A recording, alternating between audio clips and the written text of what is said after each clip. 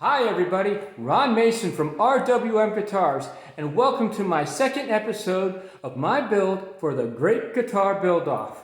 Today I will be cutting the body from the butcher block blank and getting it ready to receive the top. As you can see, I have traced the body and marked the center line for this guitar. The center line will be used to align all the templates, the neck, and the bridge to ensure that all parts of the guitar line up properly. Now off to the bandsaw.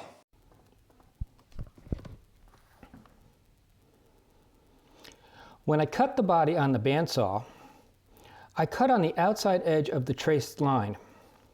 This will leave a thin margin of wood which I can clean up with my router, removing all the blade marks left behind by the saw. If you don't have a bandsaw, you can use a handheld jigsaw to cut the body. I sped up the video so not to bore you.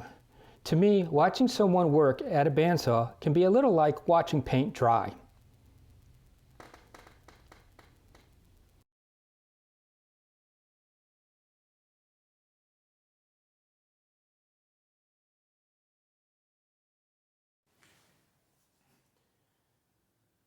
Now that the dust is finally settled, here are the results from the bandsaw. Next, I will be taking my router to clean up the edges and start carving out the cavities to make this guitar a semi-hollow body guitar.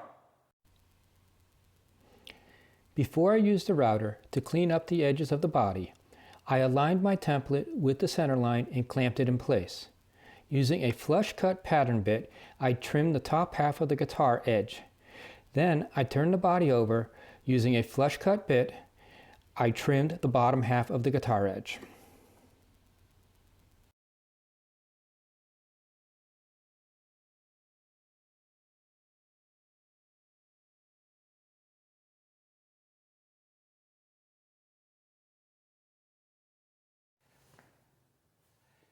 As you can see, the edge is now nice and square and clean. Time to make it semi-hollow. To cut the chambers in the body, I used a chambering template. After aligning and clamping the template, I used a plunge cut bit with a pattern bearing. I made several passes at each chamber, removing a small layer of wood at a time.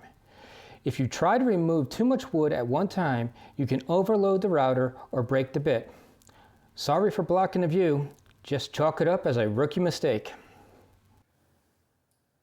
Well, the chambers are all routed, so that's it for this episode. Until next time, have a good day and take care.